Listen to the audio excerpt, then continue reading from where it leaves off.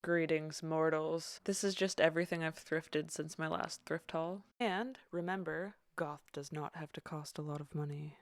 This is just a long sleeve shirt that I DIY'd by pouring bleach all over it. This DIY is like super easy, so if you want a quick tutorial on it, let me know in the comments and I'll definitely do that.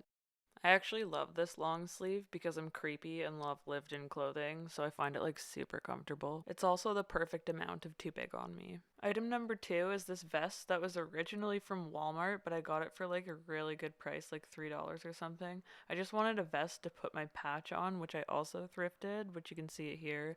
It says all work and no play makes Jack a dull boy from The Shining, obviously. I think it looks a little bit empty still, so I think I want to make a little shining patch right at the front there. I honestly thought this vest was going to be a little bit too big for me because it's a large, but it fits me like exactly perfectly. I also hand stitched the patch on the back of it like I usually do. Our third, well, technically fourth feature is this zip up hoodie that was originally from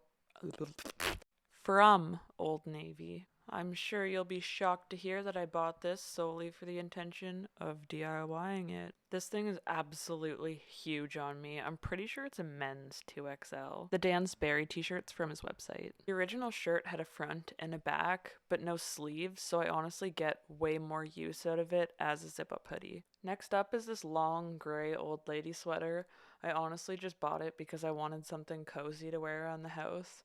And then I threw a patch on there because why not? Like, I don't know. When life gives you lemons, put patches on them, I guess. Here's a better representation of how long it is. It was originally from Susie Shear. I don't know, I got it for like $5 and I found the patch just like laying around and have no idea what it means. Sound the alarm, I know you're shocked. Yet another DIY item. You actually may recognize this hoodie, well, not in this state, but I made that 9-inch nails patch, the little tiny one on the front, for my DIY patch tutorial. I decided it was looking a little bit boring, so I did what any rational person would do and splashed bleach all over it. I might move the patch from there down a little bit because I think it would look better. The fun thing about dousing things in bleach is that you never know what color the bleach is going to turn the garment or any of the things around it, and that's why the patches are like completely different colors. It makes everything a lot of fun, like what will you get? When I saw this jacket at the old lady thrift store, I about lost my marbles. It is so cute, and it was marked for like $20, and I ended up getting it for $7. What a freaking bargain. It also fits me perfectly. You also may recognize this jacket because I wore it to the Hooked on the Look thing. It feels funeral inspired, which reminds me of the 80s, so I absolutely love it. The cuff is a little bit damaged, but I think I can fix it. Thrifted by yours truly and originally purchased at Le Chateau. A work in progress, you say? Why, yes, it is. This is a different vest from the one that I previously showed. I always get super excited when I find a vest because it's like, ooh, more things to put patches on. I'd say I have a significant amount of work to do on this, but that's more exciting than anything. Blank spaces are nothing if not opportunities. I made the merciful release patch and those bats as well, and that's some fishnet up there. I also made that bat cave patch, which I'm super proud of. I also sewed together the carcasses of other letters to create the DIY or die patch. I put a couple of badges on it as well. Hey, there's Pretty Addicted. What up? The Alice Cooper patch is from an old t-shirt that I thrifted like ages ago, and the 508, 507, 2209 one I made myself, so I don't look very good. And the Jesus one I'm not going to say because I don't like the company. Bizarre, but this is from Ardene's. Roast me in the comments for how I just said Ardene's. I honestly impulse bought this jacket just because I wanted a short fake leather jacket, and I was like, you know what? It's only like $5, and then I put like a bajillion buttons on it, and I have never worn it. Maybe one day. I'd honestly probably like it if I put a patch or two on it. Shocking, I know. This one was originally bought at Urban Planet. This was my first ever leather jacket. I've never owned one myself, and I went to the store specifically looking for my very first leather jacket, and I saw it there and I was like, I don't know, but it had holes in it, so I ended up getting it reduced a little bit, and it ended up only costing me around $10, and it's Danier. although the long white hole you see right there. I ran into a wire that was sticking out of a telephone pole, which isn't dangerous at all. I wear this long sleeve as a dress all the time. It's huge on me, but it fits perfectly as a dress. The sleeves pretty much jumped out at me because they're all ripped up. The patch is from that same company, who I'm not gonna say. The print on the inside says it's from Rebel Minds. I have no idea what that is. I see shirts like this quite a bit though, so if you want one for yourself, I'm sure it wouldn't be hard to find one. This may need to be ironed, but I think it's really cute. It kind of gives me like a circus ringleader vibe for some reason. I bought it because I thought the sleeves were like so cute. They look like little wings or something. I don't know. I feel like there's always room in my wardrobe for more button-ups. The mysterious original purchaser got this from Joe Fresh. I'm starting to think I got a little bit happy with the bleach, but I'm not that mad about it because it's honestly cute. Connor gave me this patch that's on the front of it. I don't really know what it is. It's like crystals and like a snail, but also a skull. I don't know. I think it's like really awesome, so I wanted it to be the centerpiece of my little boy t-shirt. Gotta say, shopping in the kids section pays off sometimes. I might call this one a DIY fail. This is like a weird knit shirt from Zara that I decided to put my Beetlejuice t-shirt design on, but honestly, it just kind of looks awkward, so I'll probably just use it as a back patch instead.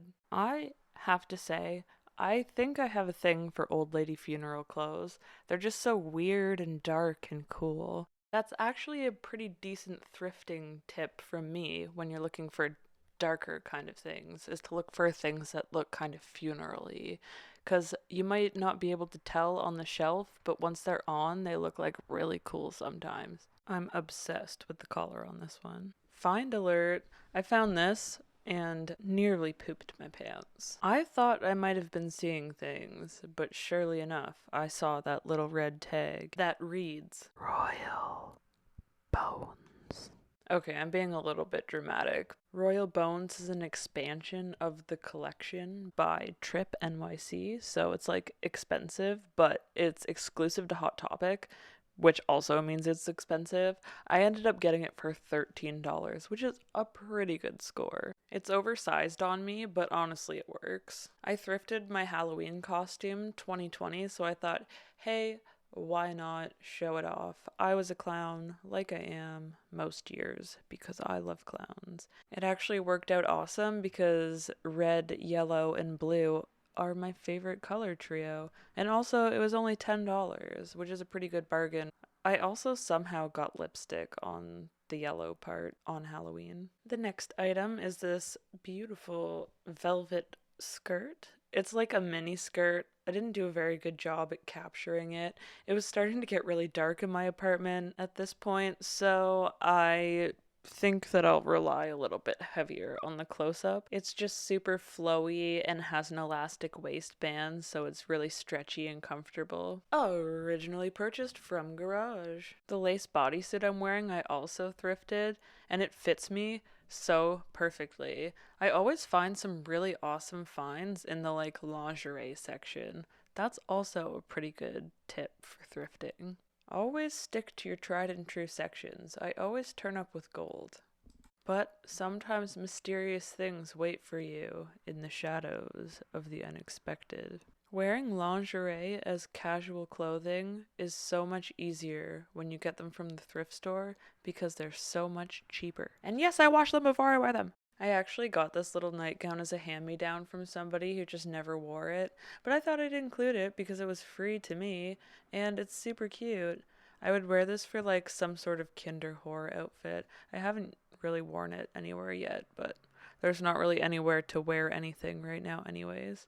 It's got fun trim as well. I have no idea where it's from though. This dress is so flattering, I think. I bought it and it was like a lighter blue color, and I tried to dye it black, but it just kind of turned dark blue. It's still super cute though. I found it in the lingerie section as well. I don't know, man. I don't think this is lingerie. Maybe I'm just a floozy, and maybe that's not such a bad thing. Either way, I like it, and that's all that really matters. More free stuff! More free stuff! I got this for free as well. One of the people I work with bought it, and it didn't fit them, so I got it. Hey. It's the only time I've ever fit into a size 4 in all of my life. When I saw it, I wasn't sure I'd like it, but when I put it on, I was like, actually, this is kind of cute though. And that's why it would probably be helpful to try things on, but I never do. The dress is originally from American Eagle. Welcome to my first piece of like popular girl clothing. I have no idea if oh my god, I think someone just died. Okay, false alarm, but that was loud as I'll get out. Anyways, I never thought I'd ever buy a Guess dress, but I mean, obviously I'm thrifting it if I'm buying Guess. When I got this, it still had its original tags on it, and it was like $80 or something. I got it for $10. They really do be out here putting the Guess emblem on literally every inch of this piece of clothing, though. Once again, I got super, super freaking lucky when I went out specifically looking for an item just like this. I cannot remember for the life of me who, but I saw somebody wearing a button up, like, long dress, and I was like, yes, I need one of those. If I can remember who it was, I'll include their at. It's such a simple piece of clothing that I will be able to easily jazz up, which is why I decided to wear this dress while I'm showing off all of my accessories. I have no idea when H&M changed like what their logo looks like, but this is from before that at some point, I don't know. Accessories time. So as you may have been able to tell, I've been like super into 80s fashion right now, and I saw this scarf and was like, it reminds me of like New York early post-punks in the streets. You know, I don't know. I just thought it was cute. I haven't worn it yet, but I plan to. We're actually coming up on like perfect weather for this scarf, so I'm excited to wear it. Listen to the beautiful jingle jingles.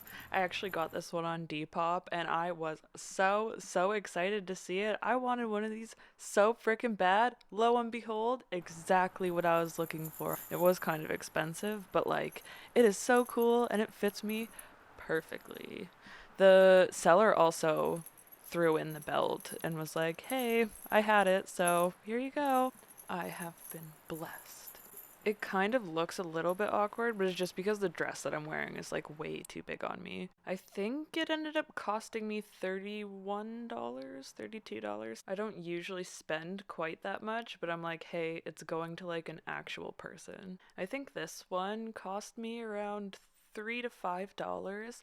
I really like it though. It's like interesting and unique. I don't know if I've ever seen anything quite like it before. I'm trying to imagine like who would have originally worn this at some point? I'm not sure, but it's perfect for me. I don't care where it came from. It's like thin sheets of metal wrapped around a wire on a chain. This next one caught my eye because it looks weird and religious and old, and it also kind of looks like somebody created it like in their basement or in a shop class. I'm not sure. I'm one of those people who's like not religious at all but enjoys religious imagery for some reason. These necklaces are like pretty common to find at thrift stores, and they're a really easy way to make it look like you're wearing a lot of necklaces when you're only wearing one. If I were to put maybe two more necklaces on, it would look like I'm like overloaded with jewelry and have like a heavy neck when in reality it's only like two or three necklaces. Fake pearls, fake pearls, fake pearls. I got these at the old lady thrift store and I was like, you know what? $1? Fine. Thank you. Make my 80s fantasy come true. Yas. Category is more Jesus stuff. I think this one was about $3, maybe $2.50. My sister actually spotted this one. Thank you so much, Amy. I know you're watching this, maybe possibly. She's not a big thrift shopper and took me there anyways, and we also found like a huge stack of horror VHS. And my very final item are just these giant O-rings that come off and on with these little clips. I found them all attached to a belt and just took the belt off of them and wear them on my belt loops. Such an easy way to make it look like you're wearing a bondage belt when you aren't. Sometimes you just gotta get creative. Happy thrifting, everybody.